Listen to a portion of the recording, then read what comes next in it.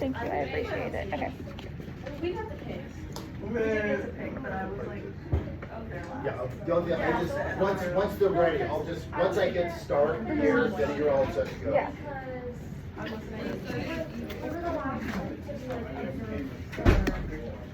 Uh-oh. thought was gonna be a lot worse. Alright.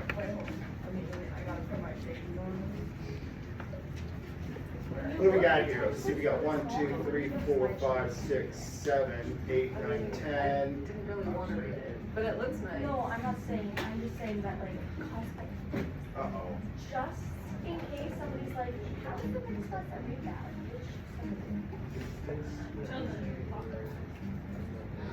Why am I literally dressed up for teacher? Like maybe It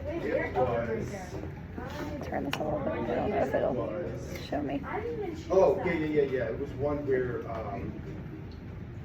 there was. I'm literally dressed up for Alright, how we doing? Can we hit start? Alright, here we go. Hey, Jenny B, do you want to hit the lights and really kind of give us the Kahoot ambiance?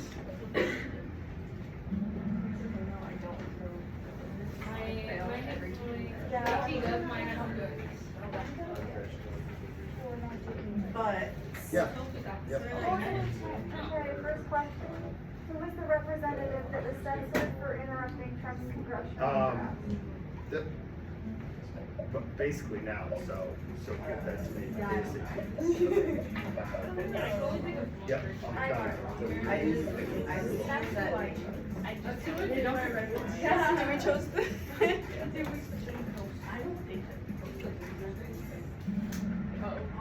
Oh, I was gonna go. Amelia Sykes.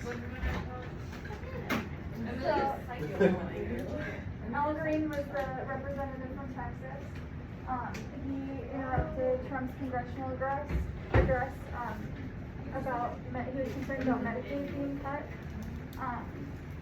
And I'm wondering, does anyone know how many Democrats crossed the aisle to censor Green after he interrupted the address? Was it like none? It was 10, yeah, 10 Democrats. One was from Ohio, so. Which shot?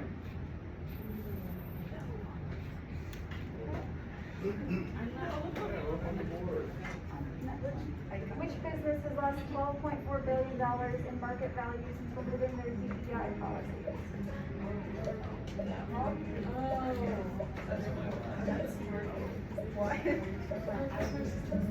Oh, yeah. You got it right? I'm behind you. I'm behind Sarah. I'm behind you. I'm behind. Wait. They were all of those companies have removed their policies, but Target has been the one that has lost the most market value. Good, Mr. Zito? Yeah, I'm fine. Gotta make sure he's okay.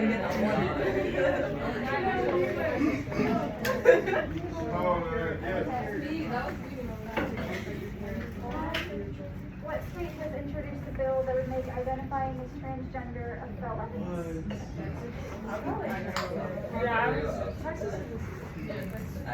Maybe it's all right.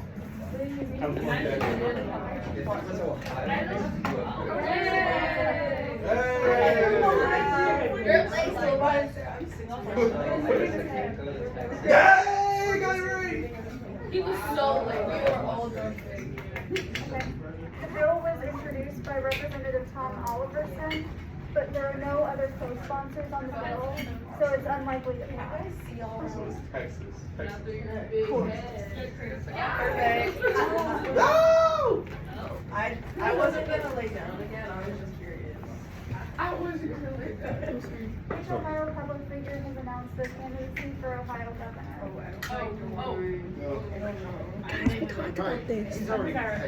I got it right. I didn't pick the name. Because I don't see anybody else that else goes every time you go to someone's house, they go, what's up?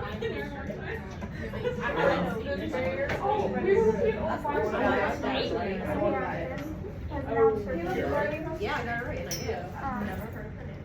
She served as the director of public health during the COVID-19 pandemic, so she already has experience in government. And does anyone know who she's potentially going to be running against in 2026? Oh, got his name. He's been endorsed by Trump. Vivek Ramaswamy. He's not from Ohio. It is. See what it's under the German flag. Gotcha. Yeah. Thank you. I got her a new one because I was like, okay. That's it. Which social media platform recently experienced periods of a cyber attack? X. Yeah. It's like that. Yeah. You know what? I think what's that one lizard's name? Or not lizard? What's that one?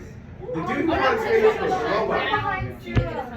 It was No. X wasn't Does anyone know who took credit for the attack or what?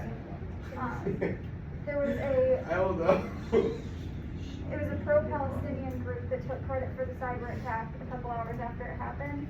But since then, Elon Musk has claimed that the IP address was a Ukrainian IP address. So there's a little bit of. Ooh, I feel like he's lying. I They're trying to don't make some positive. know, bro. I wouldn't trust that guy. No.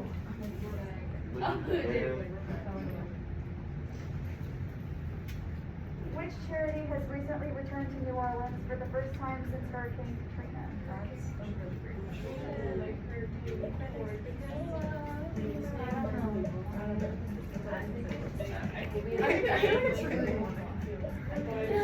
United Way Worldwide.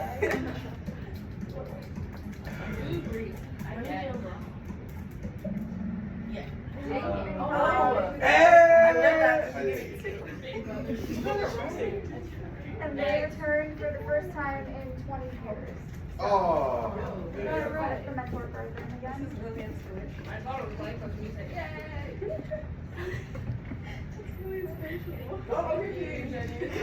I love having so much faith in you when you get it Which Hollywood actor recently paid for the canceled prom at Altadena High School after it was destroyed in the California wildfire? Adam Sandler sounds like, oh shoot. I could see Steve Carell. I don't know if anybody else. I don't think it's Tom Holland. I think it's Adam Sandler. It was Steve Carell. Dang, what was that? You got it right. That's a Adam Sandler's great. period. Oh, gosh darn it. The guy in that. You just put it on your phone before.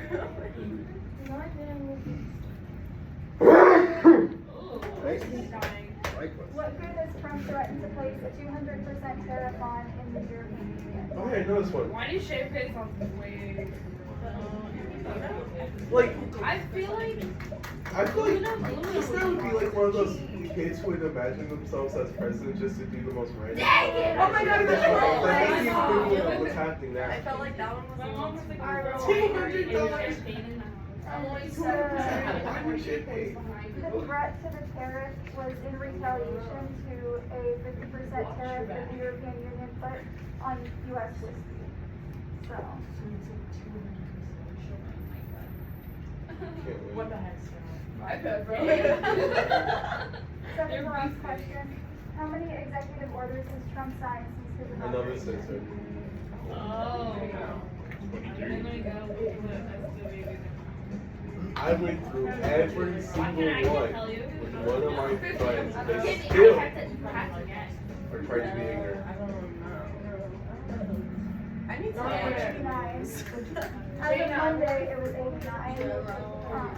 So, this ties into the next question then. Maybe not. Should always do Mr. Speeder, take notes.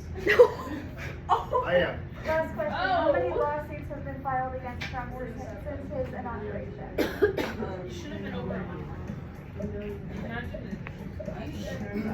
I'm guessing, okay? Over 50. I told her. I feel like he kind of passed over the fact that he got like literally no time until. But I don't really. I would do. Hey, just to be clear, take notes on what you're doing now. Okay. I mean, no, it's a legitimate question. Somebody said take notes. I just want to make sure. No, I'm just, no, no. You're I- asking if that's what we said? Yeah. Yeah. Okay, that's cool. That's all I wanted to know. I was like, I got No, it. no, no. Somebody, I thought it was it Mika's voice? Somebody said, yeah, take notes. I just want to be sure, because I'm always open to learn, We should do the one thing with him. even from Mika. I'm okay. Oh, let's see what we got. Oh, wait, that's not me. Hey, I got second shoe. Like, let's go, Mika first. Let's go. Okay, so the top three raise your hands, so I have a little prize. Likewise, you weren't on the board. I was. I Hey, how got many questions was that? 10. All right. Kahoot token. Oh my God. Yeah, you look at me in the front. Yeah, you I'm have the in timer the. life. I think we got to put our avatars here. It looks like we're like You're lame. This is Hannah. I don't. Why is it like? my avatar. We're like, we're like, I don't play or like I don't know. Like I feel so bad. Every time I lean back, my shirt is so I can't. Don't worry, there will be more opportunities for prizes, so. Man, I'm not giving prizes. Maybe the price for the price we made along the way. You think I'm making money? this. Remember, they're only teaching you one day. I gotta teach you every day. That's right. They don't know. You think everybody has been? Oh, I didn't really use that. I like that. Now, just so we understand each other, as they're preparing for their lessons, and I was still trying to continue with my teaching, you might be seeing yourself, I've already written this down. That's fine. If you're having that little convo I do now, if she's asking you to write something down, if you can find that in your binder, you're like, hey, I already got it, just, this is reinforcement. If she actually presents something that you don't have down, then write it down. So I just want to make sure we understand, like, don't get lost and confused and hit the panic button. You don't have to write this down in that section.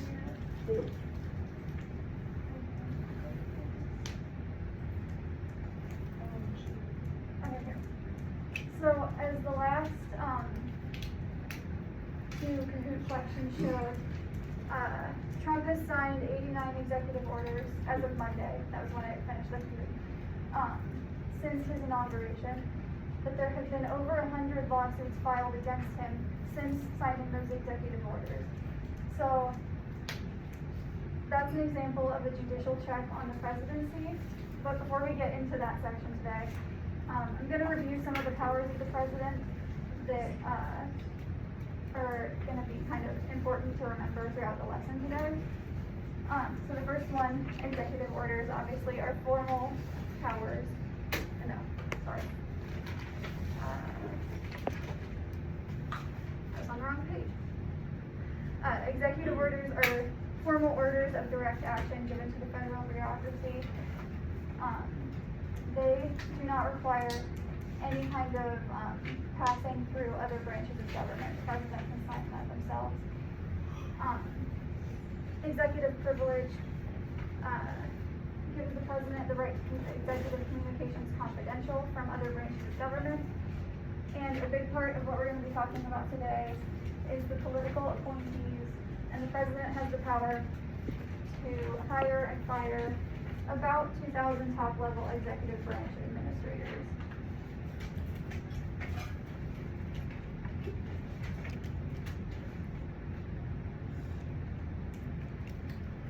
So, are we good?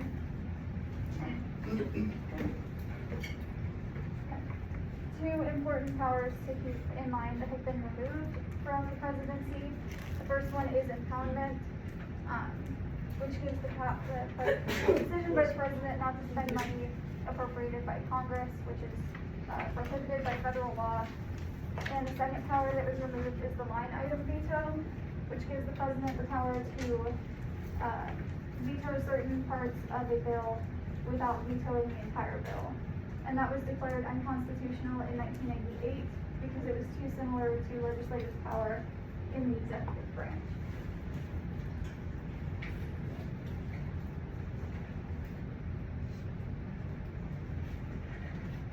Good. Is everyone good?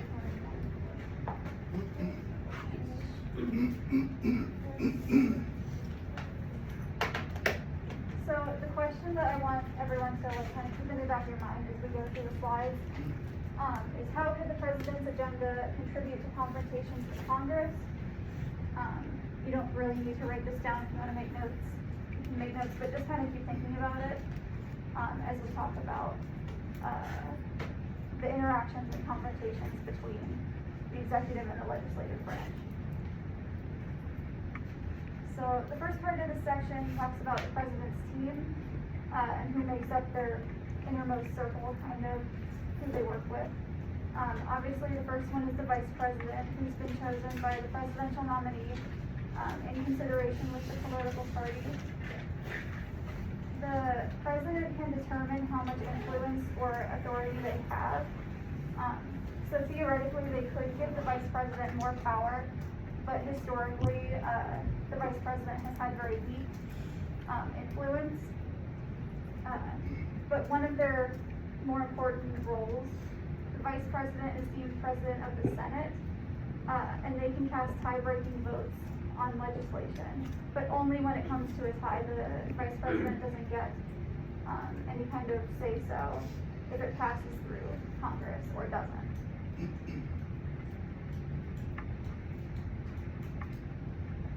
The second part of the president's team is the cabinet, which is typically made up of 15 members. This is Mrs. Dent. Could I have all JOG students that are supposed to go on the field trip today please report to the main office? Thank you. The cabinet is typically made up of 15 members, but the president does have the authority to add more if they so choose. The cabinet consists of secretaries, the State Department, the Defense Department, and various federal agencies. There are more than what I've listed up there, but the FBI, the IRS are some examples. And a little note about the cabinet secretaries, you don't need to write this down, but FDR was the first president to appoint the first woman to the cabinet in 1933.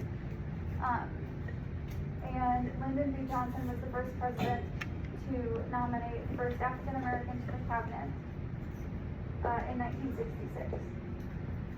This kind of token appointing of minorities and women continued until Jimmy Carter's presidency, when he appointed 16% women and 11% ethnic minorities to his cabinet, and then it's gotten a little bit more progressive until Obama's cabinet was 53% women and ethnic minorities. Pardon interruption. Lariah Moore, please report to the attendance office. Lariah Moore.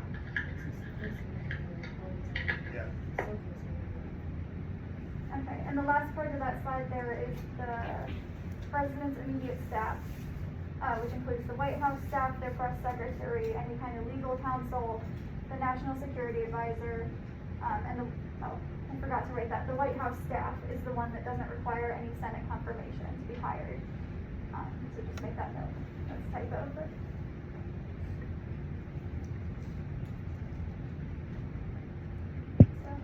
And the White House staff not needing Senate approval is an exception to what we're going to get into on the next slide. So, everyone good? Any questions, comments, concerns?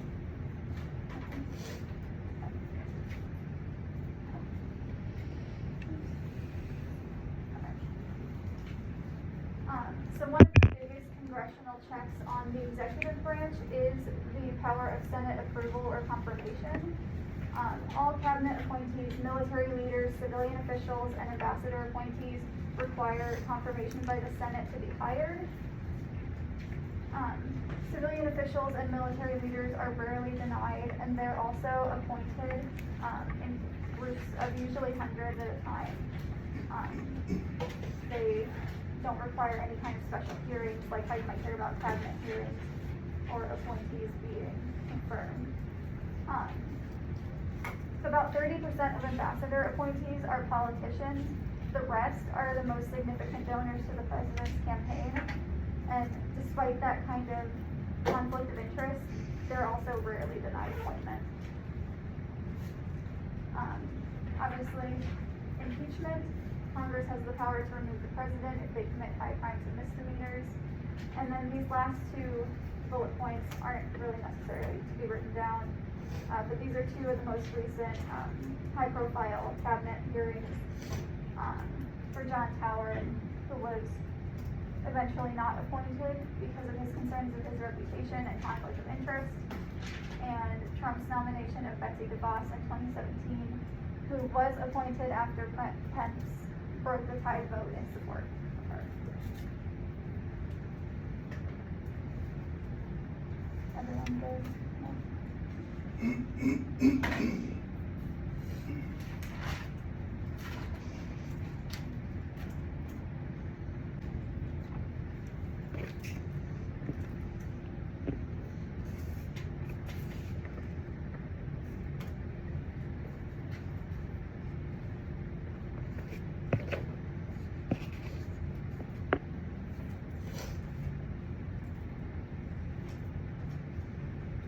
Everyone good? Move on. I can wait. I don't mind.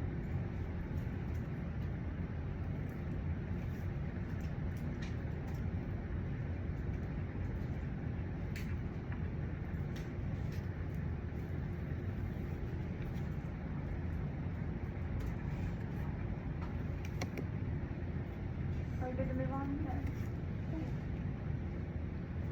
So, removal of a presidential appointee, just like Article 2 lays out the powers and the responsibilities for the president, it also implies that the executive branch has the power to ensure that the laws are faithfully executed.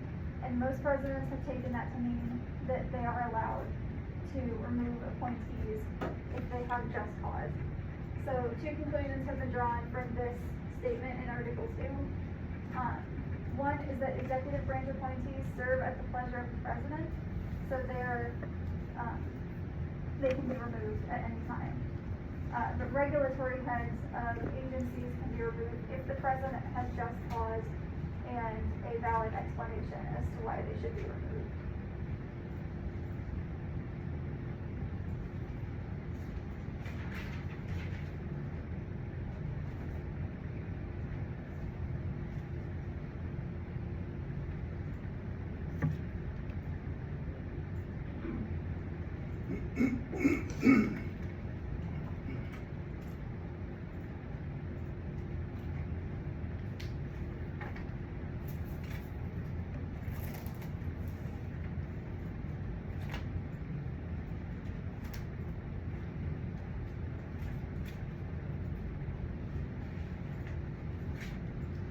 Are we good?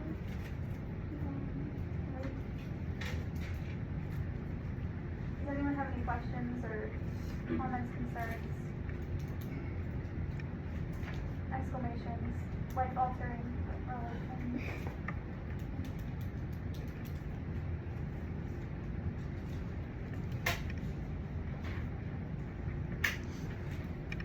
Are we good? A couple more congressional and executive interactions. The president delivers the annual State of the Union address, which can convince legislators or the public to support their programs. It creates tension between the two branches. If the president threatens to veto potential legislation passed by Congress, or they can promise to lobby on their behalf for bills that they want to pass. And they also issued the annual executive branch budget request to Congress, which is the starting point for for appropriation negotiations.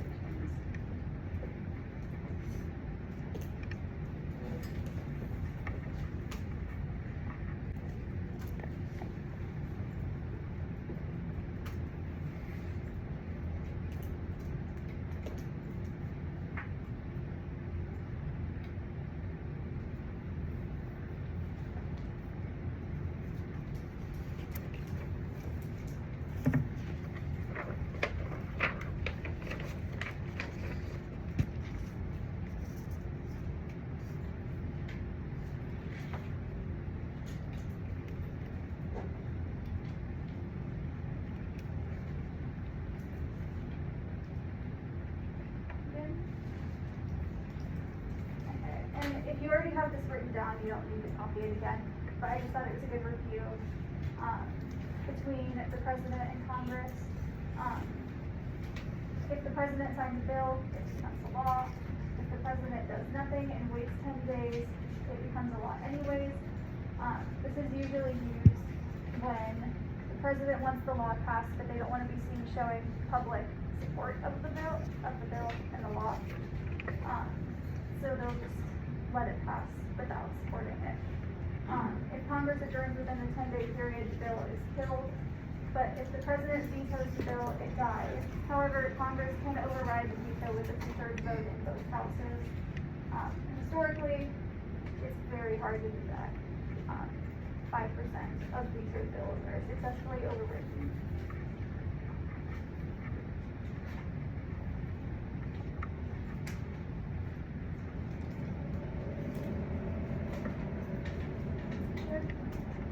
Any questions, comments, concerns?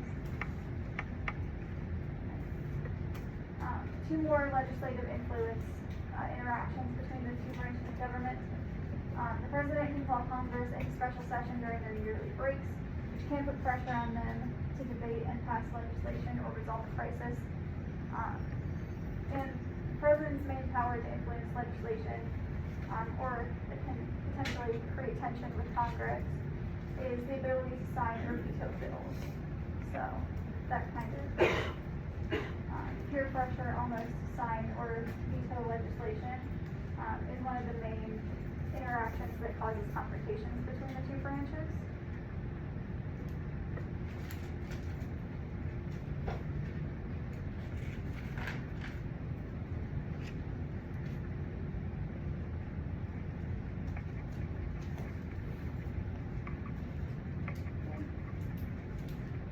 If you need me to stop, so you can write response, let me know. So some diplomatic checks between the two branches. As I mentioned before, the ambassadors and the diplomats have to be confirmed by the Senate before they're allowed to be hired. The president also has the power to negotiate treaties with foreign countries, but those treaties must be ratified by the Senate with a 2/3 vote again. However, the president also has the power to make executive agreements with leaders of foreign countries. This has the meaning of a treaty, but it does not require ratification by the Senate. And it only stays in effect as long as the president is in office. I have a question. Yeah. It's sort of unrelated to like the president, but what ambassadors and diplomats, like what is like their job? Foreign ambassadors and diplomats, they kind of negotiate like foreign policy and things between countries, and kind of keep the peace. Try to keep the peace between the U.S. and the rest of the world.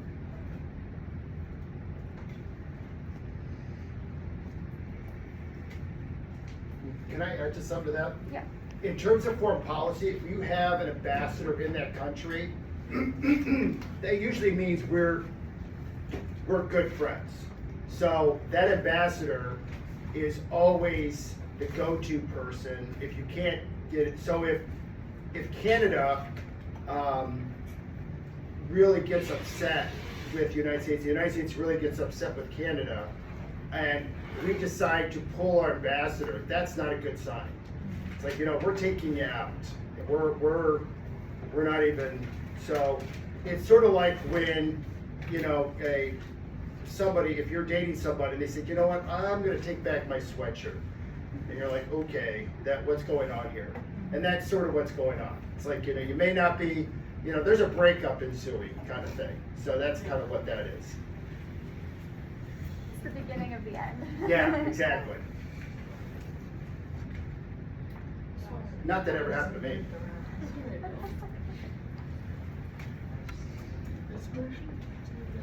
Everybody good? Wanna move on? So some military interactions between the two branches. Again, if you have this written down, footnotes. The Constitution gives Congress the power to officially declare war, but since the President is the Commander-in-Chief, tradition allows them to put troops into combat without a formal declaration of war. However, the War Powers Act of 1973 explains that the President and Congress share power between combat. So the President can put troops into combat for up to 60 days before Congress can force him to remove them. So another limit on the President's power and how much they can do.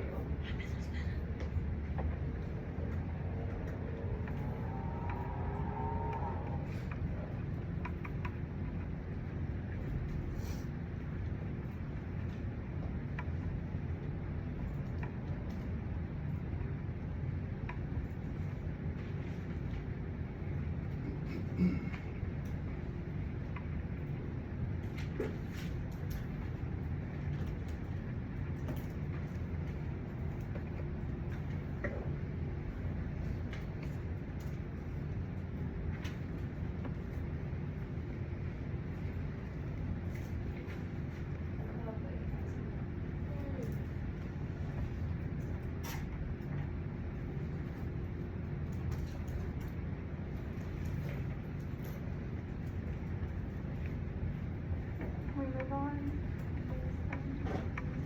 This is our second to last slide, so we're almost done. Some judicial interactions or checks on the presidency between the two branches. The President has the power to appoint members of the federal judiciary, including federal judges, Supreme Court justices, the Attorney General, and federal prosecutors. All of those, again, must be confirmed by the Senate. The President can decide to a certain extent the level to which laws will be enforced, and courts can also rule presidential actions unconstitutional, which can get some executive orders or parts of legislation overturned.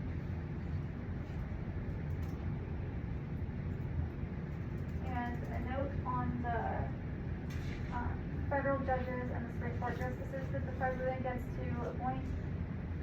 Those are generally seen as more serious and longer lasting than cabinet appointees or any kind of secretary or anything like that, because their terms outlast the President. So they have more control over the Justice Department and court trials, everything like that. So their appointments are a lot more high profile, or I guess just like serious. People take it more seriously because they're gonna have more lasting influence on how things actually turn out as court cases get decided and things like that.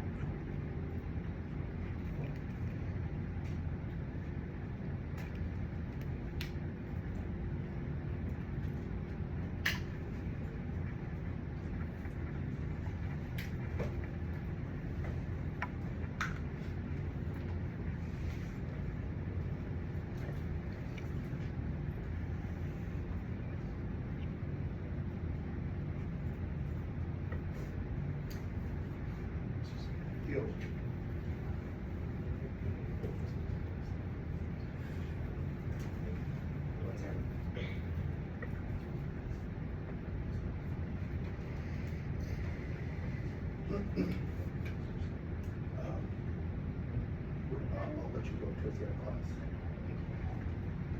Last slide. Again, to be written down, no need to write it down again, just kind of make a note of like Excuse me. where it conflicts with Congress or another Yeah, branch of right. government. Under the 25th Amendment, the Vice President and the Cabinet can declare the President unfit for office. However, if the President protests that they are not unfit, The matter is settled by a vote in Congress. And obviously, if the president is temporarily disabled, the vice president can become the active president until the president recovers.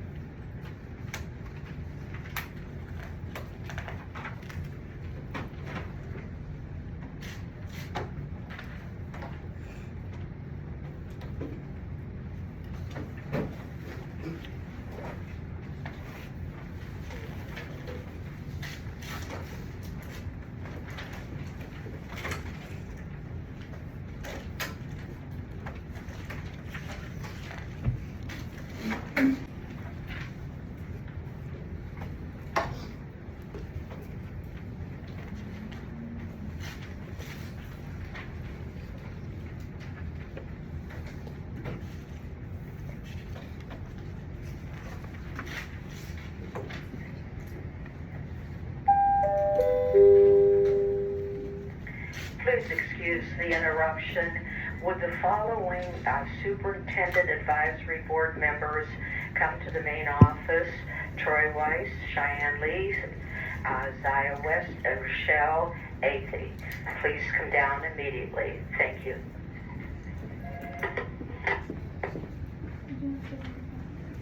Yes, thank you. Yes.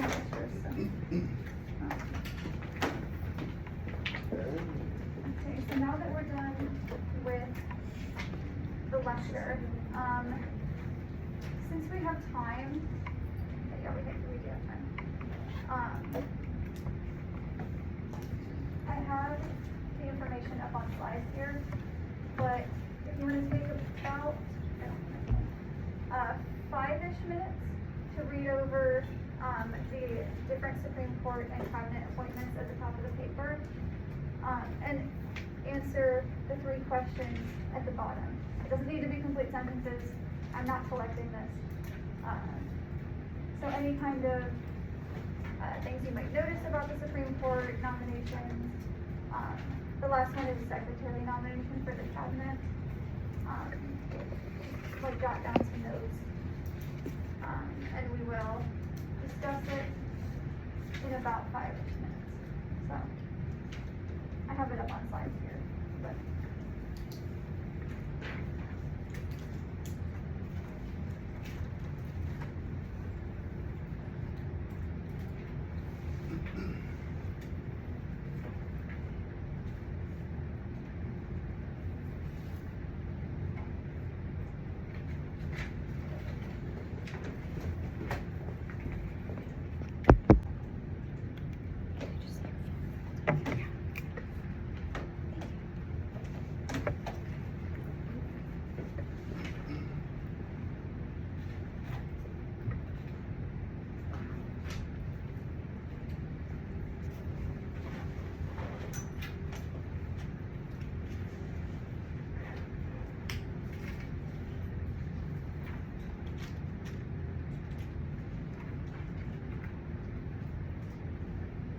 Thank you for the timer. It's always nice to have somebody back in mission control that can just load it up.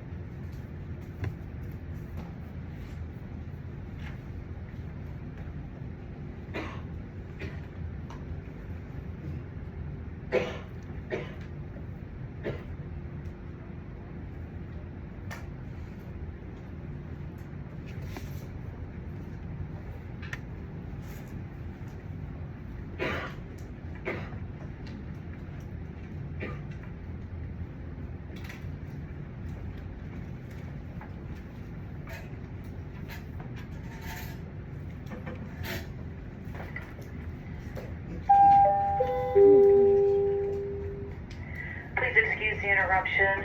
Zayana Williams, please report immediately to the attendance office. Zayana Williams, please report to the attendance office.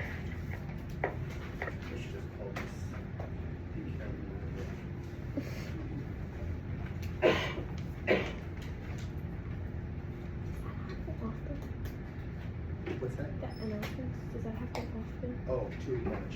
Like between trying to track down students and the cornucopia of field trips that go on and all the races. We're trying to do too much at once, I think. But where do you cut that is always the question. But yeah, it goes on a lot. I'm gonna move this up because I don't know if they'll. I'm too short. Brown marker? Okay, that's good. Yeah.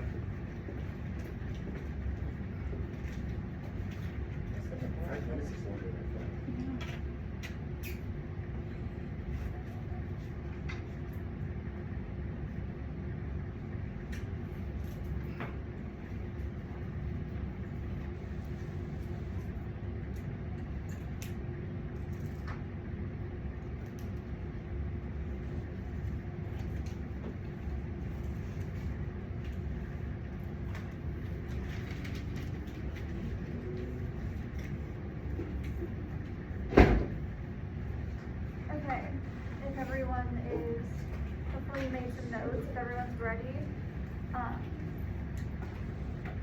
Want to go back to the slideshow? Yeah, if you don't mind.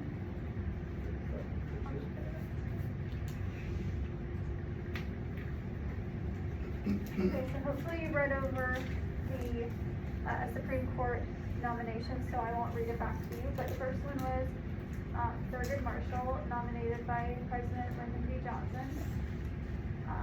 Second one, Sandra Day O'Connor, nominated by President Ronald Reagan.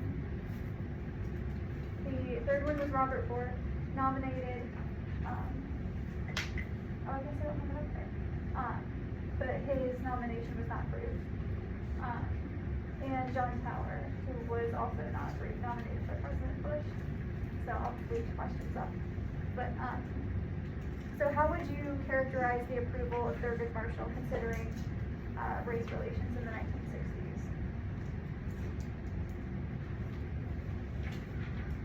Especially considering that Lyndon B. Johnson was the one that appointed him, and he also appointed the first African American man to the cabinet. So, is there anything that you can say about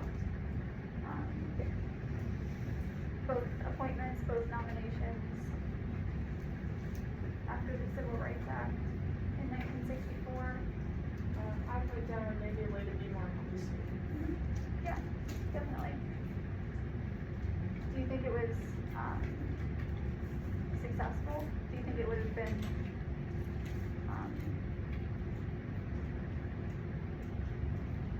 do you think it would have been more successful if they had appointed more people of minorities, or? Yeah, I feel like one person, like, can still have an effect, but not that big of an effect.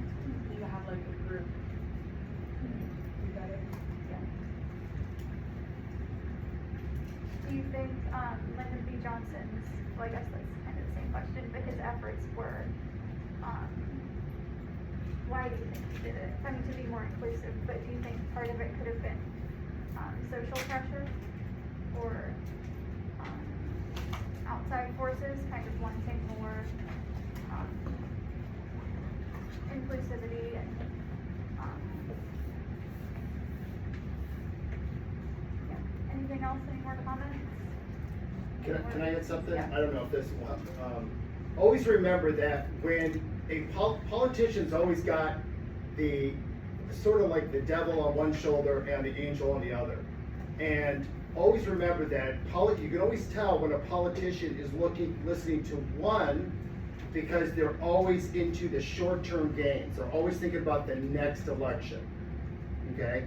Then there's the other voice that's saying, I'm here to serve those people who are not even born yet. So where is that line for some politicians? And that's what you always have to kind of listen to when you listen to some of these representatives and the senators, or even presidents and governors and state legislatures, whoever. It's like, okay, what is your end game? Is your end game just the next election? Or are you actually thinking about me when I'm, 85? Or are you thinking about my kids? Are you thinking about my kids' kids? Where was your, see, and we're hearing a lot of that now. I would argue that there's a lot of short-term goals that they're really not to the point where maybe they're actually taking us backwards. So always consider that when you walk into that voting booth. How are these politicians? What are their rhetoric? What are they promising? If promising anything at all? Thanks. So are there any more comments, concerns about the first question? Or should we move on to the second one? This is actually relevant. I didn't know you would be talking about Roe versus Wade today. How might the Supreme Court case of Roe versus Wade in 1973 have influenced the nomination and the approval of Sandra Day O'Connor? As you saw on the information at the top, she was unanimously approved to be a Supreme Court justice. So, considering she was the first woman, do you think it had any influence on her being appointed?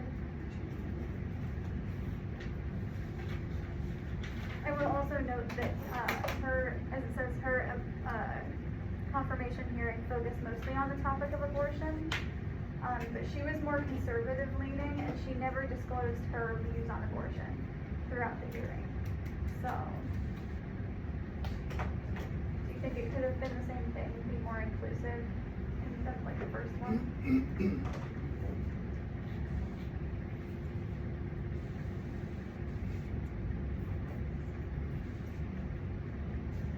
I think if it's like a hot topic at the time, and there's someone who's like talking about it a lot, especially since she was like also a woman, which I'm sure there wasn't a lot of, I think it could be sort of a similar like idea.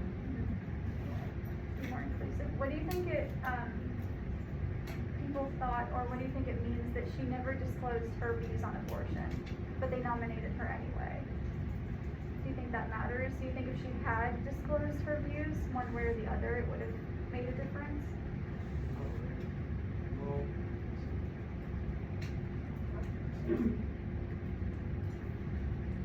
So if she had, because she is more conservative leaning and she was appointed by a conservative president, if she had disclosed that she was pro-life, do you think she would have been unanimously approved, considering that her nomination was only 8 years after Roe versus Wade? Probably not. Because people have like a different opinion, so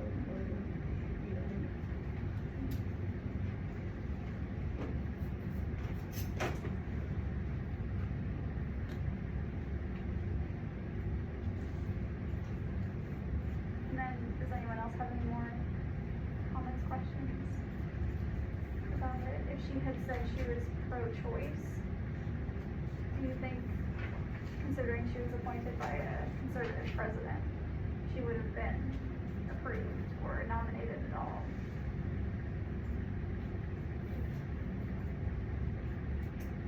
Maybe not. Any more comments? Questions?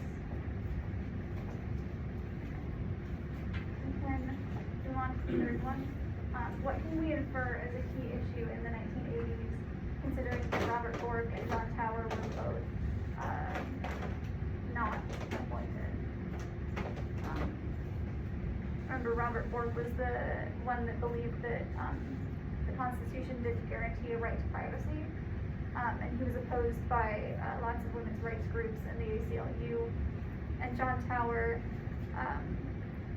was met with opposition because of his reputation and conflicts of interest with defense contracts, and he was also not approved. So, what would be some of the issues that resulted in them not being appointed?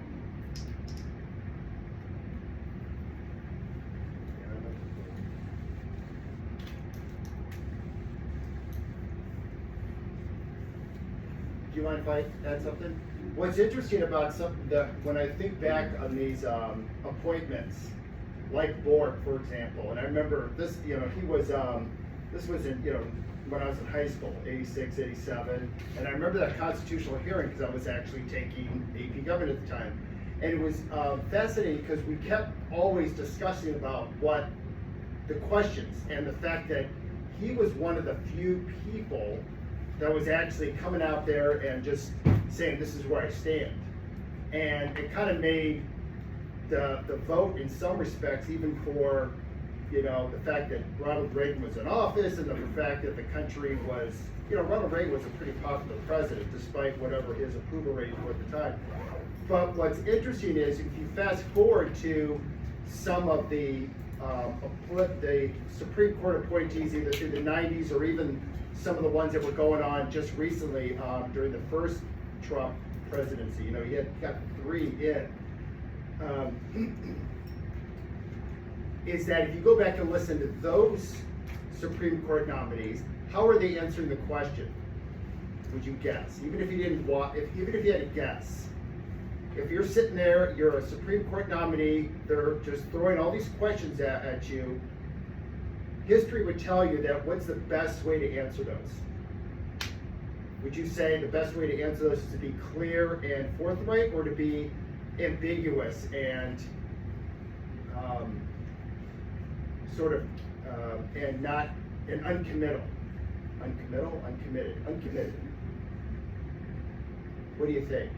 You're there, you're before a senatorial committee, they keep throwing questions at you, right? They say, Kimberly, how do you feel about abortion? How do you feel about immigration? How do you feel about this? Here's the situation. And you're listening to the Honorable Kimberly, and she's like, wow, she's not really answering any questions. But yet, she gets approved. What does that tell you? What's that? It's good signature. Well, that's what you're trying to say. Which is sort of ironic, because when you're on the bench, your job is to what? What is the job of the Supreme Court? They're supposed to not make the laws, not enforce the laws, but interpret the laws. So it's always kind of interesting to me when you have these judges really because this is a job interview. They're going through this job interview, we're getting all these questions, and they're desperately trying to not answer the question. Or they're trying to answer the question by not answering the question. Does that make sense? So I always found that to be interesting, and that's what reminded me when, as I look at Robert Bork here, I think that was one of the interesting elements of his interview or of his hearing that kind of torpedoed him, because he was one of the few Supreme Court judges nominees in my lifetime that's like, oh, that's kind of, you just sort of put it right out there. So thanks. Does anyone else have anything? Any comments or anything on the last question before we? Do we have enough time for the quiz, or? Yeah, they got time. Okay. They're smart. Okay, it's not very long. So if everyone, I'll skip. So I had these questions in case I needed them, so I will skip over. This is just a fun bonus activity, a homework assignment, but I am not authorized to give you points. So We might do, actually, I kinda like this, we might do this, so Bonus just points. kinda consider it. This is, so Schoolhouse Rock videos, I hope you know what Schoolhouse Rock videos are. Something from my time in school, my mom's time in school, from 1974. My mom wasn't in school in 1973, but, so if you want to, pick any history or government themed Schoolhouse Rock video and either choreograph a dance to it, reenact the video. You can work in partners, pairs, groups, by yourself. Film it, upload it to the Google Classroom, have fun with it. This was an example that I had. You know what Schoolhouse Rock videos were. Gonna have a three-ring circus someday. People will say it's a fun one, son. Gonna have a three-ring circus someday. People will come from miles around. Lions, tigers, acrobats, and joggers and clowns galore. Tightrope walkers, pony riders, elephants, and so much more. Guess I know. So I don't know if it'll go back. Okay, there, fun. So if you want to have fun with it, I guess if you want to make it into a bonus assignment, you can. I just kind of wanted to add something fun onto the end of it. If anyone wanted to participate. Fun. And then, yeah. Actually, you know what, it's up to you. If they, what we can do now is I can get that next class. Okay. And actually, if they're interested, are you guys, is this interesting to you to do this assignment? No? All right, we can give it a quiz. Okay. No. I thought this would be done No. like out after. No, I know, I just didn't know. Oh, you know what, I take that back. You know what, I will, just give me a quiz, why not? Just give me a quiz. We're in this period where it's kinda, yeah, just give it. Hey, just so you know, so today is Wednesday, so Friday, we will spend time working, oh no, you're up Friday, aren't you? Okay, never mind.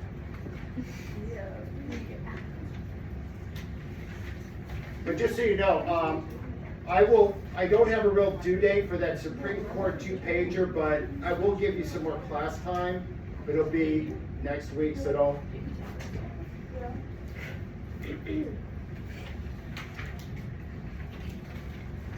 Mr. Streeta, I forgot to turn in my binder on Friday. Should I give that to you now? You can, yes.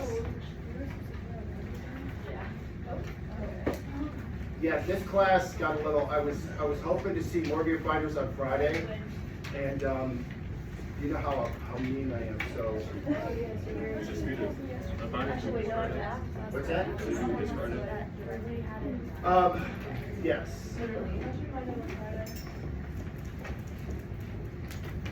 And thank you for letting me come in and observe, and thank you for letting me teach this lesson and being a good class for me. Yeah, I just need it. We're gonna kick you out. Yeah. Sorry, we just got demoted. Yeah, sorry.